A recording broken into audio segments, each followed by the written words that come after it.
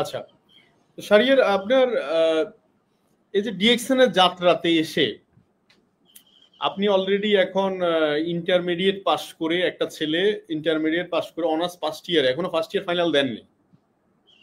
না না না স্যার, স্যার মেবি আগস্ট বা সেপ্টেম্বরে হতে পারে ফাইনাল।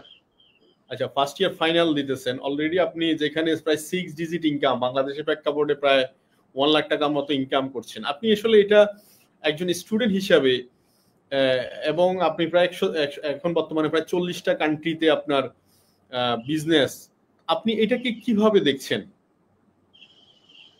জি, আসলে একটা যে বিষয়, আমি যখন শুরু করি পৃথিবীতে যে কোনো কিছু করতে গেলে আমি মনে করি লাইফে একটা গোল থাকা উচিত। যদি গোল না থাকে আসলে উদ্দেশ্যহীন যাত্রা কখনো ভালো কিছু এনে দেয় না। অবশ্যই উদ্দেশ্য থাকতে হবে। যেমন সাপোজ আগামীকালকে আমি আমার কলেজে যাব, সকাল 10টায় আমাকে আমার কলেজে ক্লাস হবে, তো অবশ্যই আমার জার্নি 1 থেকে 2 ঘন্টা যাইতে হবে, আগে উঠতে হবে, এটা গোল আমার আগামীকালকের গোল।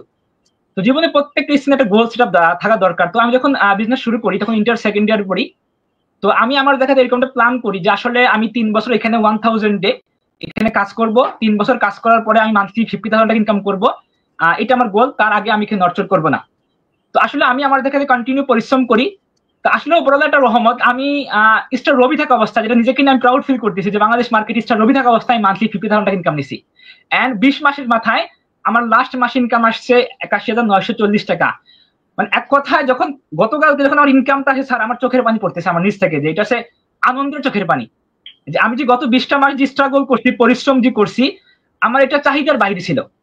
আমার ইনকাম দরকার মাসে, আমার স্বপ্ন 50,000 টাকা 3 বছরের মধ্যে, সেখান থেকে আমার ইনকামটা আসছে 80+, যেটা ভাবনার বাইরে।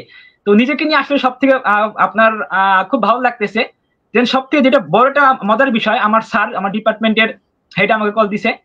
কল দেওয়ার পরে প্রায় 40 মিনিট আমার সাথে কথা বলছে, আমাকে শুভকামনা জানাইলো বা অনেক কিছু বললো আর কি। তো